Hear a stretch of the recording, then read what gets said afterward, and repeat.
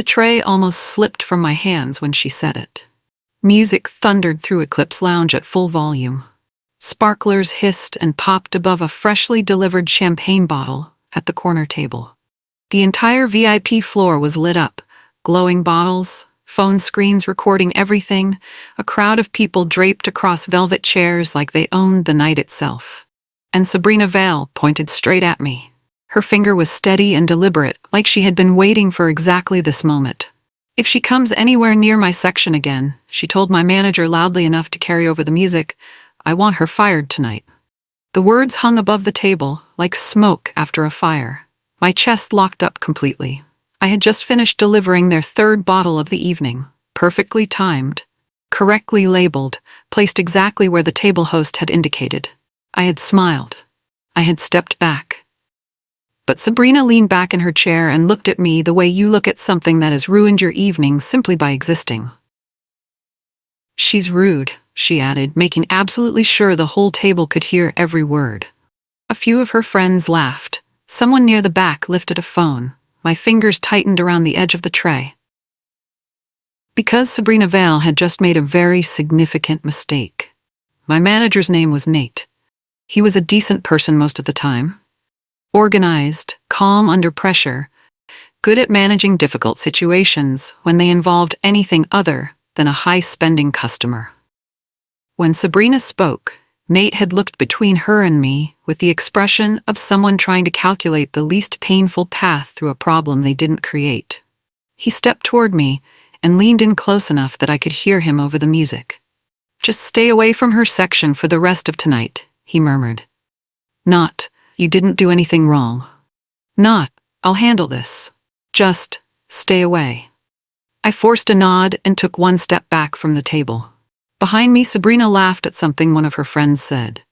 The easy, comfortable laugh of someone who had just gotten what they wanted without any resistance at all. Like she had just proven something to everyone watching. My stomach felt tight and uncomfortable, and I kept my face completely still as I moved back toward the service corridor. I told myself to breathe. I told myself to stay professional. And I reminded myself that this was not the first time Sabrina Vale had done something like this. She had been doing it for months, and every single time she had walked away without any consequences whatsoever.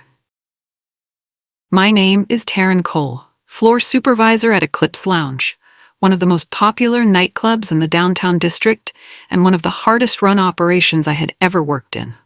Floor supervisor sounds like a title that mostly involves carrying trays and checking in on tables. It isn't. When something goes wrong on the VIP floor, it is my responsibility. Drink quality, service speed, table management, those are the visible parts of the job.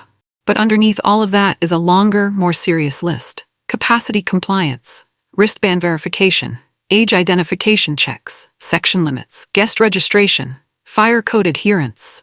The club ran on rules, specific, clearly written, legally required rules.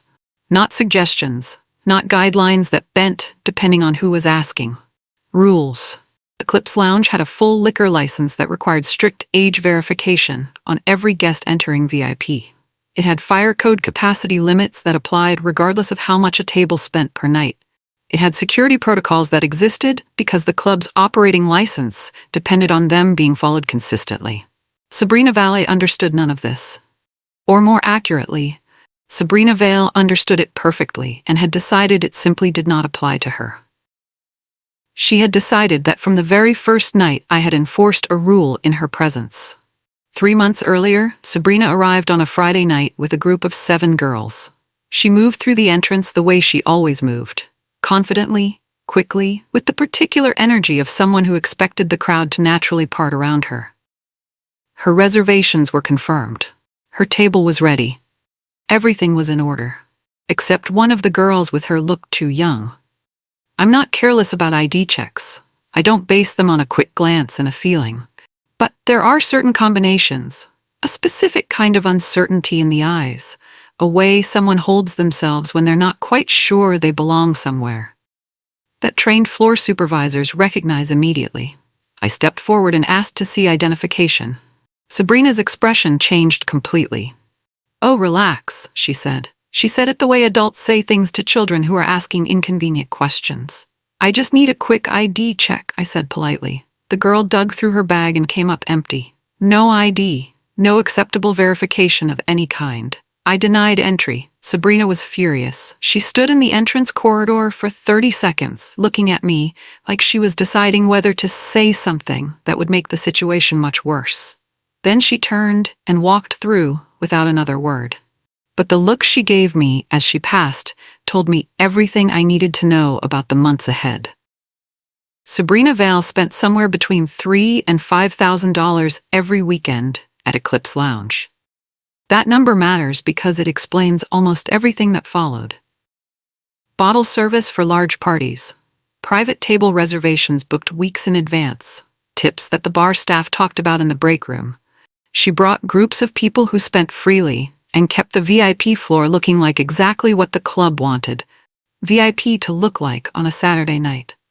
Management loved the revenue, and revenue in a nightclub purchases a very significant amount of patience from the people responsible for keeping things running smoothly. The servers had a private name for her. I never used it, but I understood why it existed. She snapped her fingers at staff regularly. She sent drinks back without explanation. She treated the people serving her table like furniture that occasionally needed to be repositioned. Everyone who worked the VIP floor had a Sabrina story. But nobody confronted her. Because the conversation always came back to the same thing. She spent too much money for management to risk upsetting her. Staff whispered in the break room, complained quietly to each other in the service corridor, and then went back out onto the floor and kept doing their jobs. I did my job too. But I didn't look away when something was wrong. And that was what Sabrina had never forgiven me for. The complaints started appearing in my employee file about a month after the ID incident. Not formal written grievances. Those required specific procedures and documentation that took effort to file properly. Just notes.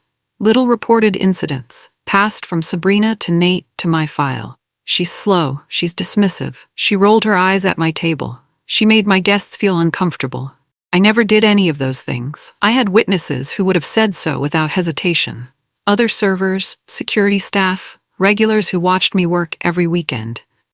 The complaints had no substance behind them, but they went into my file anyway, because Sabrina spent thousands of dollars per weekend and she had told management that I had a problem with her. The third time Nate called me into his office to read me a new complaint, I asked him directly whether he believed them. He looked very tired. It's not about believing them, he said carefully. It's about managing the relationship. I looked at him for a moment. I'll keep doing my job, I said. I know, he replied. That's actually the problem. I walked back out onto the floor and started my shift. But I also started keeping my own records. On a Thursday night, about 6 weeks after the ID incident, Sabrina arrived with a smaller group. Midweek bookings, quieter, less noise, lower energy, the kind of night where conversations carry further and the space between tables feels wider. I was managing the floor when she arrived at her section. About 20 minutes into their booking, she called me over with a wave. I approached professionally. She pointed at her ice bucket, still half full, and said, "More ice." "Of course," I said. I smiled. I walked to the service bar, filled a fresh bucket, and returned within 3 minutes. I set it on the table exactly where it belonged.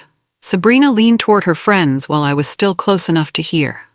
"Some people," she said, in a voice deliberately pitched to reach me, "just don't belong in places like this." A few of her friends laughed. One of them glanced at me with something that might have been sympathy. My stomach twisted. I kept my expression completely still. I picked up the empty bucket. I said, "Enjoy your evening," in the same professional tone I used with every table. And I walked back to the service corridor, placed the bucket down, and stood very still for 30 seconds. Because what she had said was not about ice. It was about the ID check 3 months earlier. She had waited 6 weeks to say it, and she had said it exactly the way she wanted to. The following morning, Nate called me into his office before the day shift properly started. He had the tired, careful expression of someone who had already had a difficult conversation that morning and was now about to have a second one. "Sabrina says you embarrassed her last night," he said. I looked at him steadily. "I delivered ice to her table," I said. within 3 minutes of her request. She says your attitude was cold. My attitude was professional. Nate leaned back in his chair and looked at his desk for a moment. She's important to the club, he said. Not defensively, just factually. Like he was delivering information I needed to process and accept. That sentence sat in the room between us like something physical. Not I believe you. Not I understand this is frustrating. Not even let me look into it before I decide anything. Just she's important to the club. 3 words that explained exactly how this system worked and exactly whose side it would always choose when a conflict arose between a high-spending customer and a staff member doing her job. I nodded. I kept my voice even and said, I understand. I walked back to the floor. But that conversation was the moment I decided to stop hoping the situation would simply resolve itself. And I started documenting everything with much more purpose than before.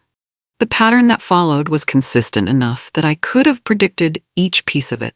Sabrina would arrive on a Friday or Saturday with a group. She would order aggressively, multiple bottles, constant requests, staff redirected to her table at the expense of other sections. If everything went perfectly and nobody attempted to enforce any kind of rule, the night would pass without incident. But the moment any staff member exercised any legitimate function of their job near her table, a complaint appeared in the system by Monday morning. She started ordering drinks specifically to send them back. Not because anything was wrong with them. The recipes hadn't changed, the bottles were the same brand she always ordered. She sent them back because sending things back demonstrated that her standards were higher than whatever the club was offering. She snapped her fingers at servers during service. Not occasionally, routinely, like a reflex. And every time I enforced a club policy near her table, capacity checks, section limits, verification requests, another note appeared in my file. The notes were still vague, still unsubstantiated. But they were accumulating. And Sabrina was patient. She wasn't trying to get me fired in one dramatic move. She was building a case slowly, complaint by complaint, the way someone dismantles something carefully rather than knocking it over all at once. Tonight, she decided to finish it. Saturday arrived loud and fully sold out. Eclipse Lounge on a peak Saturday night is a specific kind of controlled chaos. Every VIP section booked, every server moving at full speed, security managing a steady flow through the front entrance while the floor team handled everything happening above. Sabrina arrived at 10:45 with a group that was immediately too large. I counted as they moved toward their reserved section. 20 people. Her section had a maximum capacity of 12. That wasn't a preference or a flexible recommendation. It was a fixed number, tied directly to the section's square footage and the club's fire code compliance. 12 guests, not 13. Not 15 because some of them were standing. 20. I stepped forward and greeted her group professionally. Good evening. I just want to note that this section holds 12 guests. If you'd like, I can check whether we have overflow seating available on the adjacent tier for the additional members of your group. Sabrina turned and looked at me. The warmth she had been showing her friends disappeared completely. Her smile didn't leave her face, but the temperature behind it dropped by about 20 degrees. She said nothing directly. She turned to the person beside her and said something low and quiet. That person smiled. Something was being arranged. I could feel it in the way the group settled into the section, spreading out deliberately, like they were establishing territory. 10 minutes later, Sabrina raised her hand and waved Nate over. Not me, Nate. She had spotted him doing his floor check on the far side of VIP, and she had watched and waited until she could catch his attention without me being close enough to hear the beginning of the conversation. I was 2 sections away, helping another table sort out a bottle order, when I looked up and saw what was happening. Nate was standing beside Sabrina's table. She was talking. He was listening. And then she raised one hand and pointed. At me. Directly, deliberately, in a way that was visible from across the VIP floor. A few people nearby followed her finger and looked in my direction. The server working the adjacent section made brief eye contact with me and then looked quickly away. My stomach tightened, but I kept working. I finished the bottle order. I smiled at the table. I stepped away calmly and moved back toward the service corridor with my tray. Because in that exact moment, while Sabrina was gesturing in my direction and telling Nate whatever she had decided to tell him, I noticed something. Something small. Easy to miss if you weren't paying attention. 2 girls sitting toward the back of Sabrina's section. No wristbands on either of them. At Eclipse Lounge, the wristband system was straightforward. Every guest who entered VIP received a colored wristband after presenting valid identification at the entry desk. The wristband color changed weekly, so it couldn't be borrowed or reused. Security scanned them at the VIP staircase entry. If you had a wristband, your ID had been checked. If you didn't have one, you hadn't been processed. It was not a complicated system. Both girls at the back of Sabrina's section had bare wrists. No wristbands. I stood near the service corridor entrance and looked at the section carefully. The rest of the group had wristbands in various positions: wrist, purse, jacket zipper. But these 2, sitting comfortably inside a VIP section they apparently had every intention of spending the evening in, had nothing. Which meant one of 2 things. Either they had entered through the main VIP flow and somehow bypassed the wristband desk, which would have required security to miss them, possible but unlikely on a packed Saturday night with 2 guards posted at the entry. Or they had entered through a different route, which meant someone had brought them up without going through the proper entry process. My pulse quickened, because this wasn't just a capacity issue anymore. This was a verification failure, and verification failures had specific, serious consequences for the club's operating license. I walked quietly to the security office at the end of the VIP corridor. Officer Callum was running the security desk when I came through the door. He was thorough, experienced, and one of the few people in the building who treated the documentation process with the same seriousness I did. We had worked together long enough that I didn't need to explain the basics. I need to pull the entry log and camera footage for Section 7, I said, from the past 45 minutes. He nodded once and pulled it up without asking questions. We went through the footage together. The main VIP entry had clear, time-stamped video.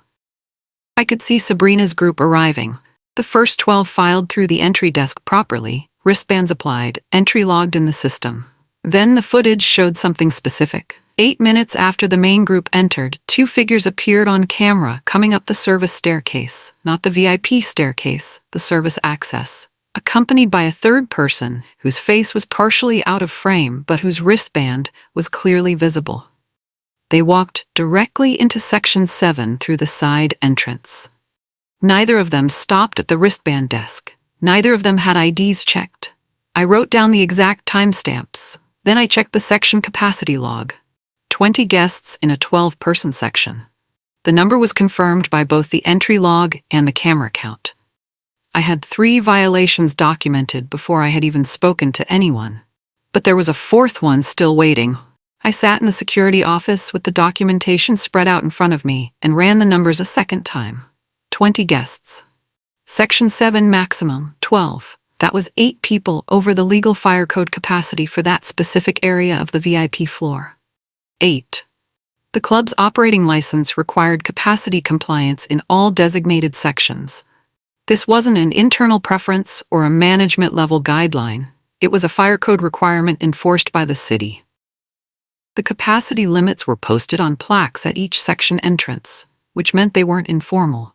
They were official. If the fire marshal walked through on a routine inspection and found a section running 8 people over posted capacity while 2 guests lacked proper entry verification, the club was looking at a potential citation.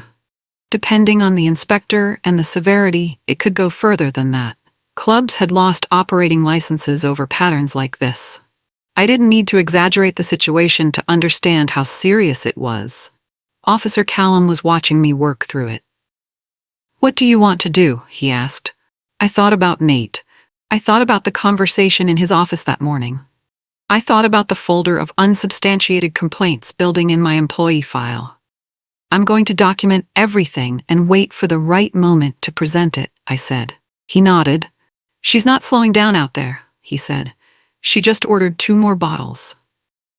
At 11:47, the owner of Eclipse Lounge, walked through the front entrance. His name was Conrad Ihijirika. He didn't come in every Saturday night. Usually he reviewed reports from home and trusted his floor team to run the weekend without supervision. But occasionally, unpredictably, he walked in during peak hours just to see the operation with his own eyes. Tonight was one of those nights. I spotted him from across the VIP floor before anyone at the service desk had announced his arrival. He moved through the space slowly, taking in the room with the particular attention of someone who owns something and is assessing its condition. He stopped at 2 tables briefly to exchange short greetings with regulars. He spoke with the head bartender for 30 seconds. He walked the perimeter of the floor with his hands folded behind his back, observing. Sabrina saw him from her section. She straightened up immediately and waved at him, a wide, confident wave. The specific gesture of someone who believes their relationship with the owner gives them a kind of social immunity that extends to everything else happening around them. Conrad raised a hand in brief acknowledgement. Then he kept walking. He was about 30 feet from her section when Sabrina turned and found me in the crowd, and pointed at me again. Sabrina had clearly been waiting for this moment. She had seen Conrad come through the door, tracked him across the floor, and calculated that this was the best possible audience for what she was about to say. "That girl," she said to Conrad, gesturing clearly in my direction as he passed within earshot of her section, "has been making this entire night difficult." Conrad slowed slightly. He looked in the direction she was pointing. He looked at me. I had my documentation folder under my arm.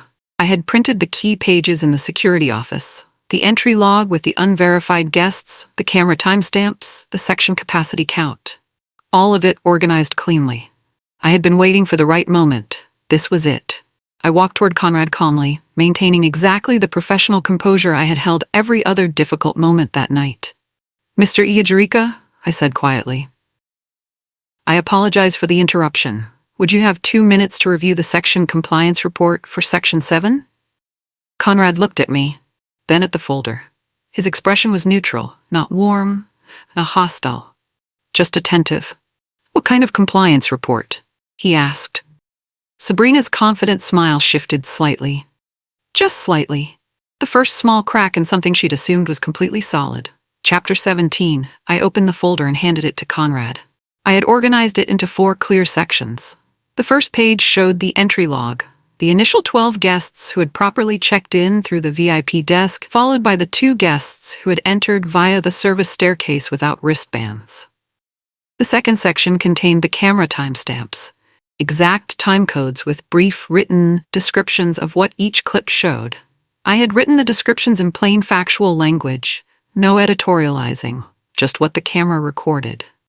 The third page was the section capacity documentation, the maximum 12-person limit, the current count of 20, and the fire code reference number for that specific designation. The fourth section was a brief summary of the verification concern. 2 guests present in a licensed VIP area without valid age verification on record. Conrad read without speaking. The music continued to pulse around us. Conversations moved at other tables. Sparklers went off somewhere on the far side of the floor. In our immediate space, everything was completely still. Conrad turned to the second page, then the third. Then he looked up. Not at me, at Sabrina's section. He looked at it the way someone looks at a thing they need to examine more carefully before they decide what to do with it. He closed the folder. He turned toward the security team. 2 of Conrad's security team moved toward Section 7. The approach was professional. No announcement. No dramatic confrontation.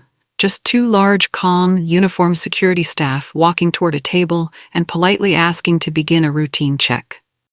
"Good evening. We're going to do a quick ID verification and head count for this section. If everyone could have their IDs ready, that would be great." The energy at the table shifted immediately. Not among everyone. Most of Sabrina's guests looked unbothered, reaching for wallets and purses with the easy cooperation of people who had nothing to worry about. But the 2 girls near the back of the section exchanged a quick look. It lasted less than a second.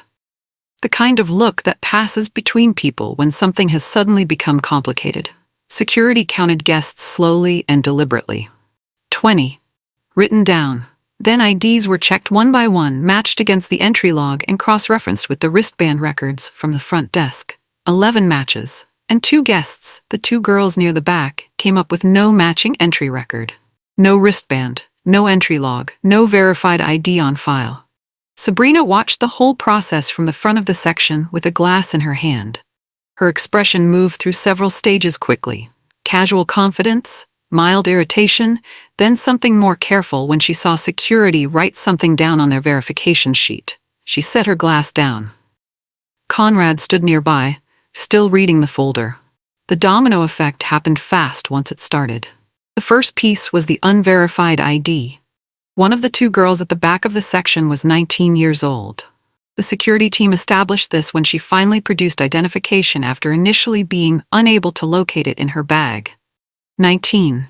Eclipse Lounge's VIP floor required guests to be 21 and over, and the club's licensing was built around strict adherence to that rule. Not 20, not almost 21. 21. Security noted it on the verification sheet and stepped back. Sabrina came forward immediately. "She's a friend," she said. "She's not drinking." The age restriction applies to presence in the VIP area, regardless of whether they're consuming alcohol, security replied. "It's a licensing requirement." "This is ridiculous." Conrad stepped forward. He said nothing immediately. He simply looked at the verification sheet in the security officer's hand, then at the section, then at the folder still tucked under his arm. Then he looked at Sabrina. "The capacity here is 12, he said. His voice was quiet and completely steady. "I count 20. Sabrina opened her mouth. "We also have 2 guests without entry verification," he continued, "and 1 underage guest in a licensed VIP section." He looked at her for one long, even moment. Then he turned toward me and nodded. This was the moment I had been holding steady all night for. "Section 7 is closed for the remainder of the evening," I said. I said it calmly, clearly, without any particular emphasis on any single word. Just a statement of fact, delivered at a volume that the people at the table could hear without me having to perform it for the rest of the floor. Security began moving immediately. 2 staff members approached the bottle setup and began carefully removing the current service. Bottles capped and placed on the service cart. Ice buckets moved. The section's dedicated lighting adjusted to signal it was no longer in active use.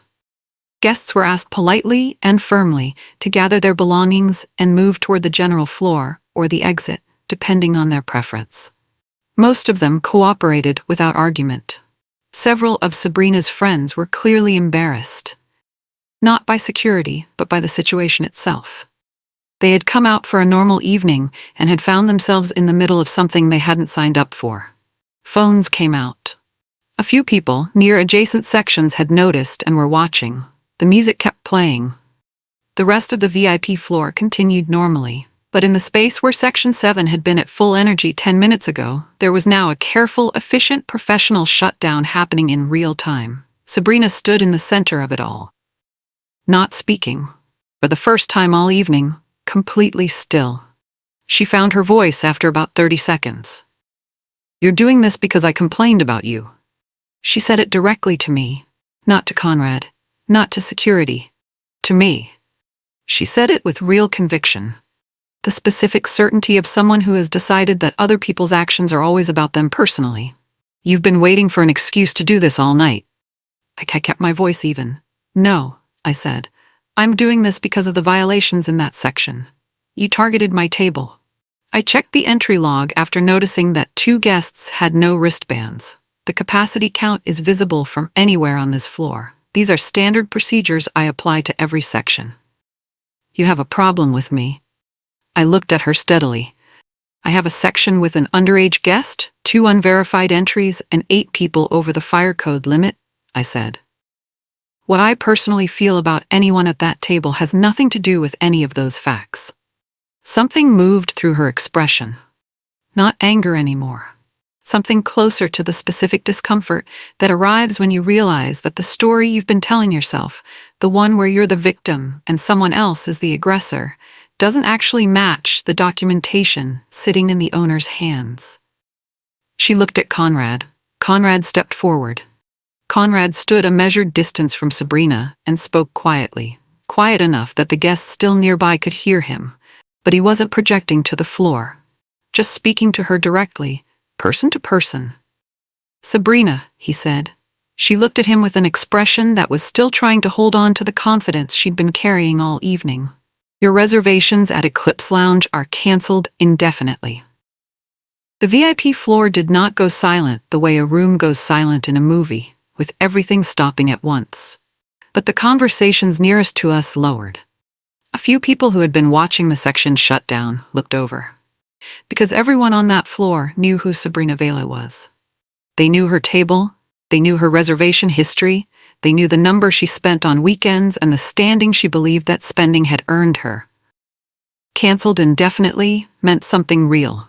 It meant that the things she had used as currency in this building, the thousands of dollars, the regular bookings, the social position that came from being a known and valued guest, was no longer valid here. She stared at Conrad. Her mouth opened slightly. Then she looked at me. And in that look, I saw something I had never seen from Sabrina Vale in 3 months of working the same floor. She finally understood. Security escorted Sabrina and her group out with the same professional calm they had used throughout the entire evening. There was no shouting, no dramatic scene at the exit. Sabrina gathered her bag and moved toward the stairs with the composed, stiff posture of someone determined not to give anyone watching the satisfaction of seeing her fall apart. But phones were already recording, not aggressively, just the natural response of people who witness something unexpected in a public space. Small screens raised quietly at the edge of the room, catching the tail end of the shutdown, the cleared section, the group moving toward the exit. I could hear murmurs rippling through the adjacent sections, names being said. Questions being asked quietly between people who had been watching. The woman who had spent months filing vague complaints about a floor supervisor she couldn't get rid of. The woman who had spent 3 months building a case one note at a time had just walked out of the most exclusive section in the building. Not because of anything I had done to her. Because of everything she had done to herself. I watched until the group had fully cleared the staircase entrance. Then I took a slow, steady breath. Officer Callum appeared beside me briefly. "Good night's work," he said quietly. Conrad was still standing a few feet away. He looked at me and held my gaze for a moment. Then he walked over. "You handled all of that professionally," Conrad said. He said it simply, without ceremony, the tone of someone delivering a factual observation rather than a compliment they've prepared in advance. "Most people would have reacted emotionally at some point tonight," he continued. "Based on what I was told she's been doing for the past few months, I wouldn't have blamed you." I shook my head slightly. "I just followed policy." Conrad looked at me for a moment. "That's exactly what this floor needs," he said. "Someone who knows what the policy is, keeps proper documentation, and doesn't let external pressure change how they do the job." He paused. "Nate told me about the complaints she's been filing." "I know about them," I said. "Are there inaccuracies in them?" "Every one of them." He nodded slowly. "I'll be reviewing that file," he said. He reached into his jacket and placed a card on the section divider beside me, the Eclipse Lounge business card with his direct contact information on the back. "Come find me at the end of your shift," he said. "I want to talk about something." He walked away toward the main floor. I picked up the card and held it for a moment. Then I tucked it carefully into my front pocket and went back to work. There were still 3 hours left in the shift. Chapter 25. 2 weeks later, Conrad called me into his office. It was a Tuesday afternoon, quiet, the club hours away from opening, the kind of daytime stillness that made the space feel completely different from what it became after 10 o'clock on a weekend night. He had a single document on the desk. VIP Operations Manager, Eclipse Lounge, effective the following Friday. Broader authority across the full VIP floor. A direct reporting line to Conrad rather than through the floor supervisor chain. Responsibility for section compliance, staff oversight, security coordination, and guest policy enforcement at a management level. He pushed it toward me. I looked at the document for a long, quiet moment. The previous 2 weeks had included a formal review of my employee file, Every complaint Sabrina had filed over 3 months examined with Conrad's direct attention. Each one was found to be unsubstantiated. Each one was removed from the record. The underage guest incident had generated a formal internal review and a licensing notification to management. The club had come out of it without a citation, largely due to the fact that a staff member had identified the violation and initiated a section shutdown before any inspection could find it first. Conrad had noted that in writing as well. I signed the document. Some people believe money makes them untouchable. They walk into spaces with big tabs and bigger confidence, and they treat the rules like they're suggestions written for other people. But clubs don't run on spending power. They run on compliance, and the night Sabrina pointed her finger at me in front of the whole VIP floor was the night she accidentally handed me everything I needed to shut her down completely.